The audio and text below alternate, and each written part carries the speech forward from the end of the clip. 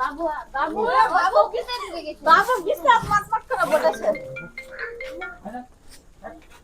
তোর তোর পিছনে এই দরজাটা পিছনে।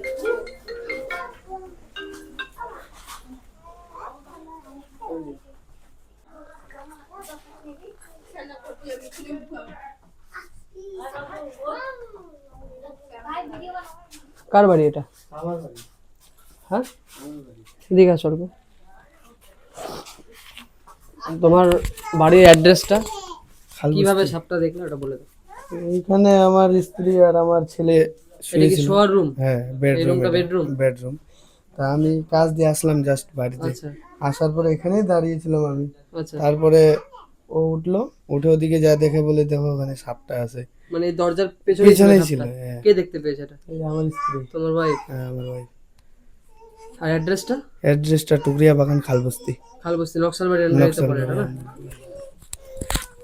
তো যাই হোক বন্ধুরা, তো একটা রেস্কিউ ভিডিও নিয়ে চলে এসেছি। তো দেখতে পাচ্ছ এটা একটা শোয়ার বেডরুম। বেডরুমের মধ্যে কিন্তু একটা ব্যান্ডেজ করে ঢুকে গেছে। যাই না আশেপাশে কোথাও নদী নালা তো আছে, বাড়ির আশেপাশে নদী নালা তো আছে। যাই হোক, যদিও কোনো ক্ষতি অত সহজে করতে পারে না বা করে না, ঠিক আছে, সেজন্য কোনো অসুবিধার কিছু কারণ নেই, কিন্তু হাইলি ভেনোমাস সাপটা কিন্তু অত্যন্ত বিষধর। ঠিক আছে, যাই হোক শোয়ার রুমে যেহেতু ঢুকে গেছে, একটা ক্ষতি হলেও হতে পারতো যদি অজান্তে কেউ না দেখে হাত দিতে যেত। তো সাপটিকে আমরা সুরক্ষিত রেস্কিউ করব এবং তার অভয়তাকে রিলিজ করে দেব। তুমি কি আমার ভিডিও দেখো? ওর জন্য বলতে পারলে ইট লাগবে। সব ভিডিও দেখি তুমি। যদি আমার বাড়িতে ধরে নিয়েছিলাম এদিকে আসেন না দেখুন। ব্যাগে ঢোকেন না আসেন। চেষ্টা করব ডাইরেক্ট ব্যাকিং করার, কোনো রকম কোনো হাত না লাগিয়ে।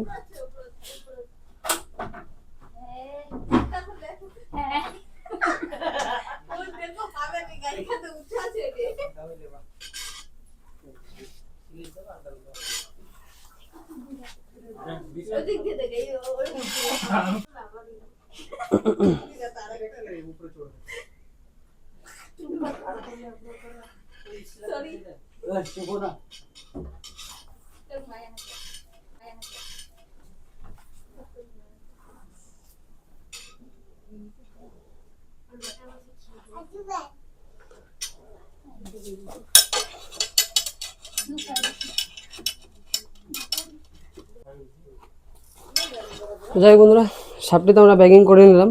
এবার যেহেতু এখানে অনেকগুলো কি থাকে, ঠিক আছে, তো তোমরা বাইরে চলে আসো। আমি একটু এই সাপ, কি সাপ বলে? আমরা এদিকে বলি বানফোড়া বলি। বানফোড়া অনেক জায়গায়, হ্যাঁ অ্যাকচুয়ালি এটাকে রাজা সাপই বলে সব জায়গায়। এই তোমাদের এখানকার নামটা আমি প্রথমবার শুনলাম আর কি। রাজা সাপ বলে, শঙ্খিনী সাপ বলে, ইংরেজিতে একে ব্যান্ডেড ক্রেট বলা হয়। ঠিক আছে, এই সাপটা কিন্তু হাইলি ভেনামাস, মানে প্রচন্ড বিষধর। আমাদের পুরা সামনে আসো, এদিকে আগে এসে দাঁড়াও, এখানে দাঁড়াও, তারপর তোমাকে জিজ্ঞাসা করছি, দাঁড়াও। এই সাপটা পুরো অল ওভার, শুধু ভারতবর্ষ না, পুরো এশিয়ার সব থেকে বিষধর সাপের ক্যাটাগরির মধ্যে পড়ে, মানে ওই প্রজাতির মধ্যে পড়ে। কিন্তু সব থেকে ভালো হচ্ছে এই সাপটা সচরাচর কাউকে কামড়ায় না, বা এর এখনো পর্যন্ত 2026 পর্যন্ত কোনো রকম কোনো কামড়ানোর রেকর্ড নেই। ঠিক আছে, কাউকে কখনো কামড়ায় না। এবার এই সাপটা কিন্তু বাড়ির আশেপাশে থাকা ভালো। কিসের জন্য ভালো? এখনই তো তোমাদেরকে বললাম যে সাপটা পুরো বিষধর, তো বাড়ির আশেপাশে থাকা কেন ভালো? অন্য কিছু জিনিস আসবে না সামনে।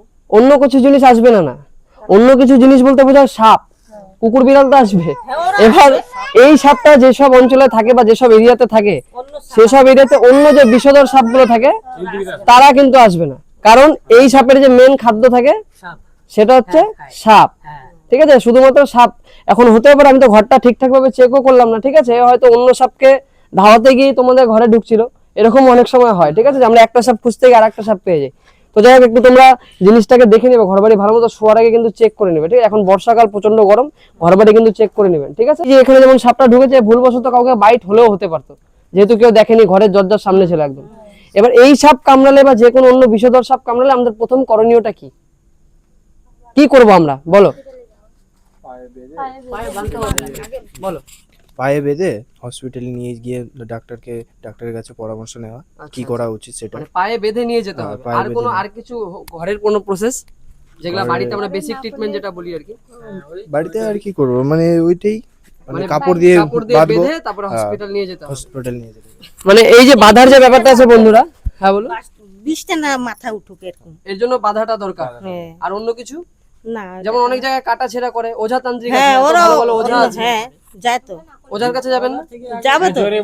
এখন কই ওরকম মজা আছে নাই তো, মানে ওরকম ওঝা নাই কিন্তু ওঝা আছে। আছে লেকিন পাওয়া যায় না হঠাৎ, এখন কোথায় পাবো? সাপ কামড়ালে বাঁচাতে পারবে ওঝা? ওই যে নিয়ে যায় কোথায় জানি বলে না, নেপালে নিয়ে সাপ কামড়ালে বাঁচাতে পারবে? না না, সেটা পারবে না। তো এই বন্ধুরা, বাধার যে ব্যাপারটা আছে এটা কিন্তু থেকেই যাচ্ছে, ঠিক আছে? মানে পাবলিক এখনো জানে যে সাপ কামড়ালে পরে, সেই ইয়ং জেনারেশনই হোক না কেন, এখনো জানে যে সাপ কামড়ালে পরে আমাদের বাধাটা ম্যান্ডেটরি আর কি, বাঁধতেই হবে। আমি কিছু প্রসেস বলে দিচ্ছি, ঠিক আছে? যে প্রসেসগুলো তোমরা সবাই মনে রাখবে, যে বিষধর সাপ কামড়ালে পরে কি কি করণীয় আমাদের। তুমি যদি গ্রামে কারো বাইট হয়, অনেক রকম সাপ আমাদের অঞ্চলে ঘোরাঘুরি করে, তো কোনো সময় যদি বাইট হয়, তোমাকে সাপ চেনার জন্য সময় নষ্ট করা যাবে না। কি সাপ আছে সেটা আমি দেখতে গেলাম বা লোকজনের পরামর্শ নিলাম, ওরকম কিছু করা যাবে না। সিম্পল একটা প্রসেস আছে। প্রসেসটা হচ্ছে সাপ কামড়ের ট্রিটমেন্ট আমাদের মধ্যেই থাকে, সেটা হচ্ছে রিল্যাক্স হওয়া।